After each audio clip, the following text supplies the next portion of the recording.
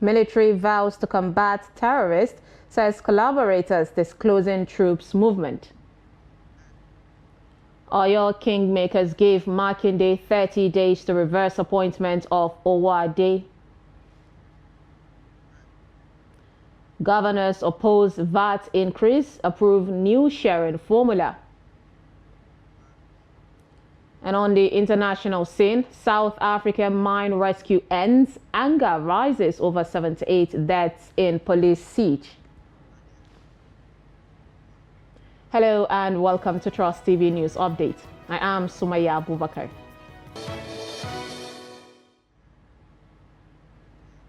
Thank you for joining us and the details. Starting with security matters, the Defense Headquarters has vowed to combat terrorists and their collaborators in Nigeria.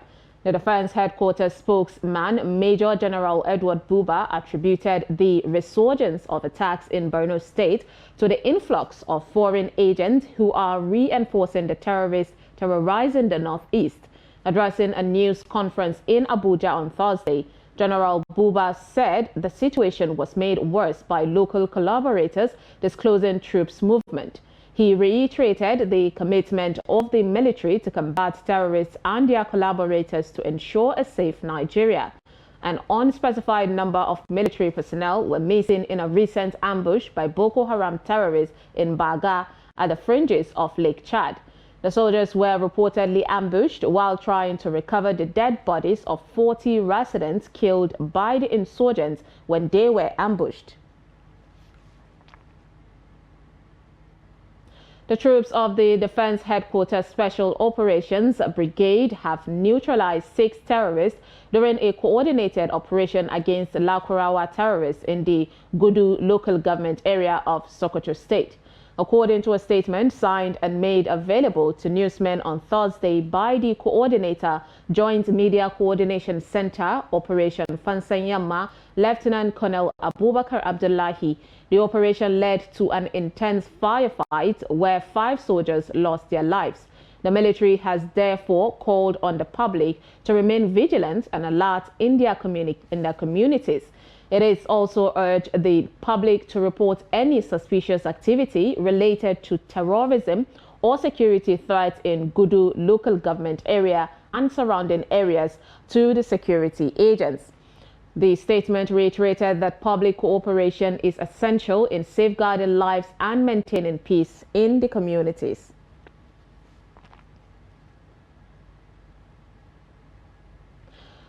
The Academic Staff Union of Universities, ASUO, Yola Zone, has vehemently condemned the Nigerian Tax Bill 2024, describing it as a deliberate attempt to dismantle the Tertiary Education Trust Fund, TED Fund. At a press briefing in Yola, the union comprising Adamawa, Taraba, Borno and Yobe State expressed grave concerns over the bill, which they believe poses a significant threat to the survival of public tertiary education in Nigeria. ASUO Yola Zone alleged that passing the bill will severely cripple TED Fund's capacity to support crucial areas such as the staff development, research, and infrastructural development in the Nigerian universities. They emphasized that TED Fund is a lifeline for these institutions, warning that its weakening would have devastating consequences. The union called on the National Assembly and all relevant stakeholders to vigorously oppose the tax bill. While other nations like Malaysia and Ghana have expressed keen interest in adopting the Nigerian TED Fund model for their own educational systems, the federal government is inexplicably moving to dismantle this vital program instead of strengthening its operations and ensuring its long-term sustainability. The union's call to action. We strongly urge the National Assembly, the government, all stakeholders, parents, students, civil society organizations, traditional rulers, religious bodies, and the general public to vehemently oppose this detrimental legislation.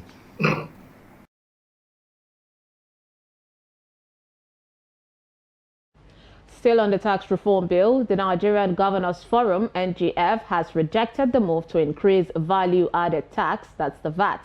Rising from a meeting in Abuja on Thursday, the governors said the move is untimely. The governors also expressed support for the ongoing legislative process of the tax reform bills.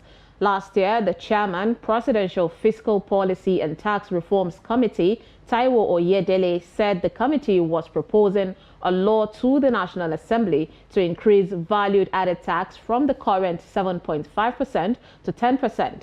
Speaking at an investor meeting at the last IMF and World Bank annual meetings in Washington, D.C., Minister of Finance and Coordinating Minister of the Economy, Wale Edun, said the proposed VAT increase currently under consideration by the National Assembly will be applied gradually and will primarily affect luxury items. 5 Oyo Town kingmakers and their preferred candidate for the Alaafin stool, Prince Lukman Gbadegesin, on Wednesday issued Governor Seyi Makinde a 30-day ultimatum to reverse the appointment of Akeem Owoade as the Alaafin or face afresh legal action. The ultimatum was contained in a letter dated January 14, 2025, written to Makinde by a senior advocate of Nigeria, Kunle Soba Loju, on behalf of Gbadagesin. In a yet second letter, also dated January 14, 2025, written by Soba Loju on behalf of the 5 kingmakers, they want Makinde to refrain from maligning them by alleging bribery in the selection process for the Alaafin of Oyo. They described Makinde's report to media attack on them as unwarranted and unbecoming of the high standards expected of the governor. The Minister of the Federal Capital Territory, the FCT, Nyesom Wike, has revoked lands belonging to Imo State Governor Hope Uzodinma, his Bayelsa counterpart Doye Diri, and Speaker of the House of Representatives Abbas Tajuddin. In a statement, Lere Olayinka, the minister's media aide, said the withdrawal of the RFO for 568 allottees followed the expiration of a 2-week grace period to pay their C of O bills. He noted that of the 3,273 allottees initially given 2 weeks in October of 2024 to pay their bills, 568 remained in default after an additional grace period expired on January 15th. The people also affected are the Deputy Chief of Staff to the President's Office of the Vice President, Ibrahim Hadleja, former Governor of Cross River State, Ben Ayade, Senate Leader Okpeyemi Bamidele, Senate Minority Leader Abba Moro, Minister of State for Labor and Employment Nkiruka Oyejiocha, and Minister of State for Industry, Trade and Investment John Eno. Others are the Chairperson, Chief Executive Officer of the Nigerians in Diaspora Commission, NIDCOM, Abike Dabiri Erewa, late Sports Minister Bala Kaoje, and Regina Akume, wife of the Secretary to the Government of the Federation, George Akume. The Rivers State government has confirmed the deaths of 9 individuals following a suspected cholera outbreak in 2 local government areas of the state. The State Commissioner for Health, Adeze Ore, disclosed this on Thursday during a press briefing in Port Harcourt. Ore identified the affected local government areas as Andoni, where 3 deaths were recorded, and Akuku Toru, which reported 6 fatalities. She stated that the state has recorded 41 suspected cases in the 2 local government areas, adding that the government has taken steps to contain the outbreak.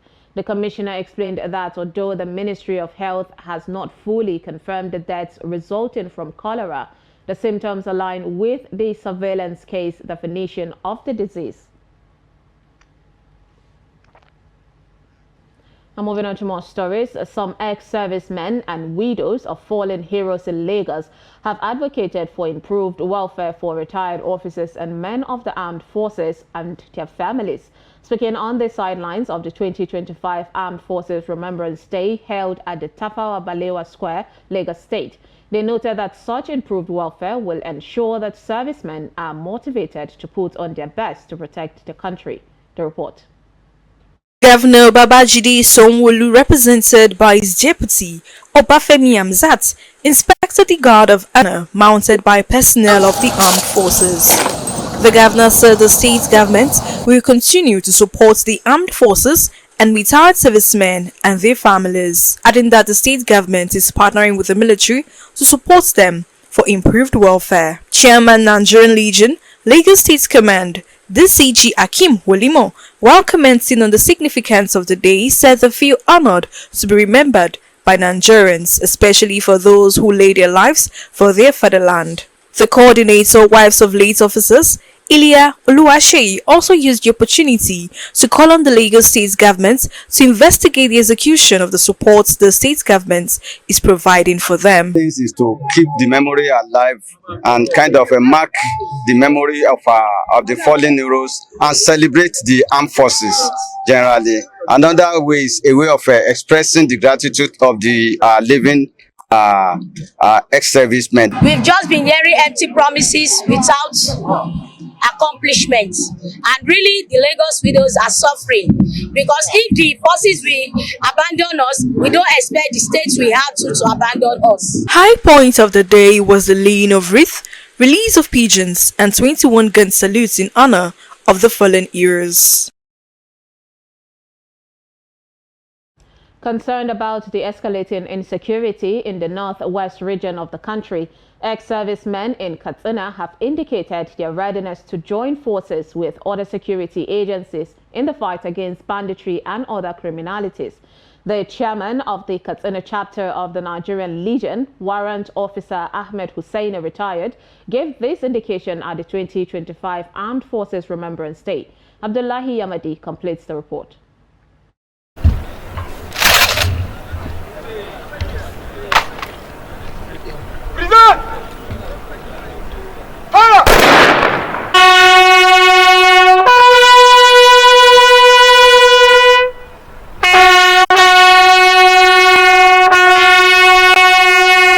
With banditry proving a hard nut to crack for security personnel in the country, the ex-servicemen in Katsina say the over 800 members in the state are willing to partake in the current battle against the hoodlums ravaging the state and other northwestern states if given the opportunity. To this end, the ex-servicemen urged Governor Radda to consider the possibility of recruiting their members in the local security architecture, fighting bandits and other criminal elements disturbing the peace of the state. Our complaint now is to the government. As far as they are trying for us, make they add more. Because now we have a retired soldiers who are very combatant.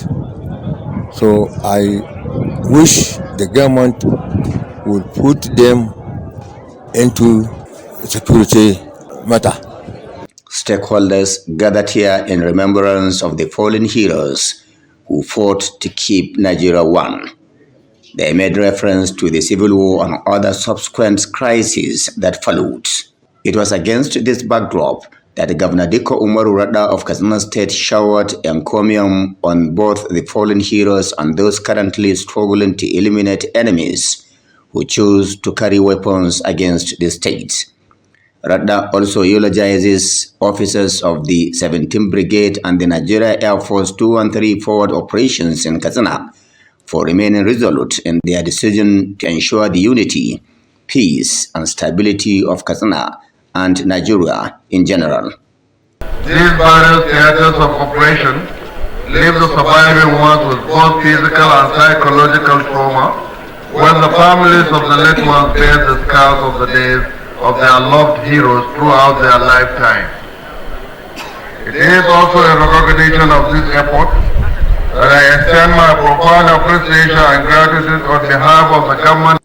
Governor Radda specifically assured his personal and government's commitments in supporting the gallant officers who choose to fight for Katsina and Nigeria to have peace, noting that the government will continue supporting the families of soldiers who paid the supreme price while serving their fatherland. The gallant men and of course women went into the battlefield spread across the country, knowing fully well that they may pay the supreme ultimate price, but remain resolute in their decision.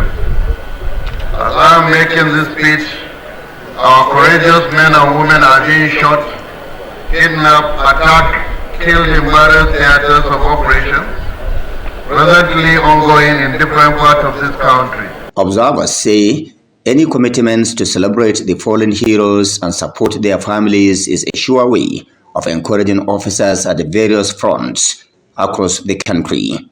Abdullahi Izumayamadi, Trust Television News, Katsina. On the international scene, South African rescuer ended their attempt on Thursday to find anyone left in an illegal gold mine where at least 78 people died during a police siege, as a local volunteer described the horror of extracting their bodies from deep underground. Police had encircled the mine since August and cut off food and water supplies to try to force the miners out so they could be arrested, resulting in what the Gisawa Labor Union called the worst state-sponsored massacre since the end of apartheid. Since Monday, rescuers have used a cylindrical metal cage to pull up 78 bodies and 246 survivors, some of them emaciated and disoriented, in a court-ordered operation at the mine near the town of Stilfontein, southwest of Johannesburg. The survivors, who are mostly from Mozambique, Zimbabwe and Lesotho, have been arrested and charged with illegal immigration, trespass, illegal mining and other offenses. The police have said they were enforcing a government crackdown on illegal mining, adding that to have allowed food and water down during the siege would have meant allowing criminality to thrive.